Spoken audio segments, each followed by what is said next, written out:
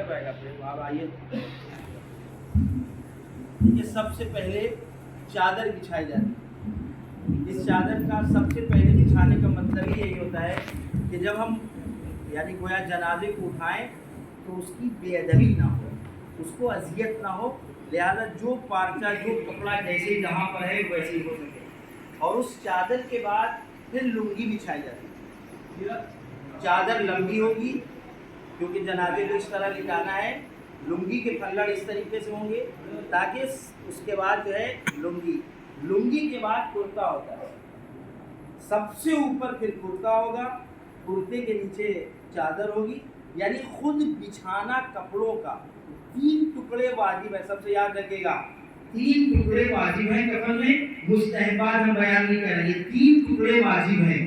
یعنی اگر خدا نخواستہ الحمدللہ ایسا معاشرہ ہمارا سماج نہیں ہے, بہت سے لوگوں کو مسائل پتہ ہے, لیکن اگر کبھی ایسا واقعہ ہو جائے کہ آپ کہیں ہوں, لکھنؤ والوں پر بڑا اعتماد ہے, لوگوں پر بڑا بھروسہ ہے. اگر کسی دوسرے شہر میں جائیں اور ان کو پتہ لگ جائے کہ لکھنؤ کا کوئی عشیہ آیا ہے اور کوئی موت ہو جائے تو وہ کہتے ہیں بھیا ان کو بلائیے, وہ زیادہ ان کو معلومات ہے, وہ شہر عزا سے آ رہے ہیں, وہ شیعوں کے شہر سے آ رہے ہیں. اور کہیں محمد میاں جیسے جاہل وہاں پہنچ گئے اور ہم نے کہا مجھ کو آتا نہیں ہے تو بتائیے کیا ہوگا. اس لیے آپ لوگوں کا ایک درمیان معلم و مبلغ جاننا ضروری ہے. بس سب سے پہلے یہ پہلی چادر, ٹھیک, اور اس کے بعد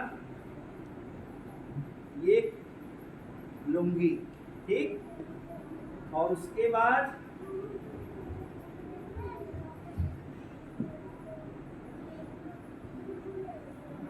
دیکھیے یہ کرتے کے اندر قینچی نہیں لگے گی, مکروہ ہے. لگ جائے تو گناہ نہیں ہے, مکروہ ہے. اس لیے شیشہ پتھر یہاں سے پھاڑ دیا جاتا ہے اور پھاڑنے کے بعد ایک پھلڑ یہ اس کا ٹکڑا یہاں پہ رکھ دیا جاتا ہے اور ایک یہ یہاں پہ. اس کے بعد آئیے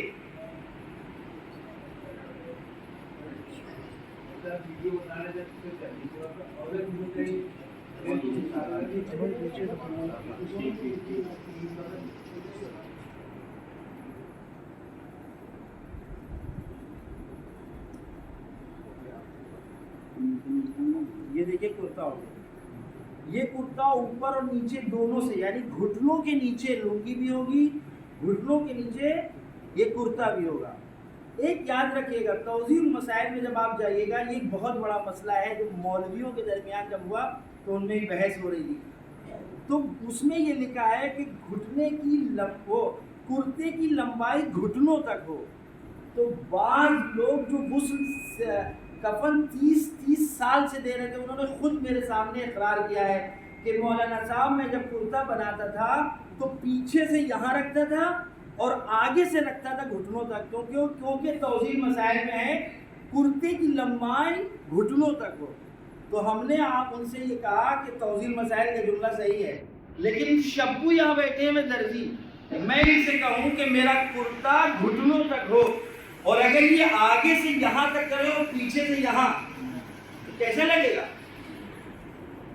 یہ کامن سینس ہے, یہ عرفی زبان ہے کہ آگے گھٹنوں بتائیں یعنی پیچھے پیر بتانا کہ جو ہے لمبا نکلی ہو. لہذا کرتا آگے اور پیچھے دونوں سے گھٹنوں کے نیچے ہوگا.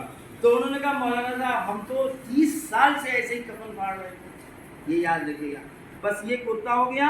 اب آپ نے دیکھا بہت آسانی سے کرتے کے نیچے کیا تھا, ہے نا, کرتے کے نیچے لنگی تھی, نہیں بلکہ یہ پہلے جو ہے یہ کیا آپ نے لنگی باندھی.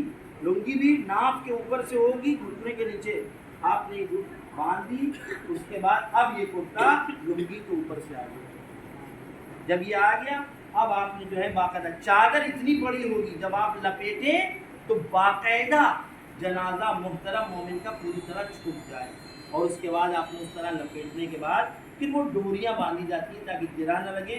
اس ڈوریوں کے ذریعے ایک ڈوری یہاں پر ایک کمر میں, وہ بھی واجب نہیں ہے, یہ سب مستحبات ہیں. اور ایک اس طرح یہ آپ کا کفن ہو گیا. صلوات دیجیے.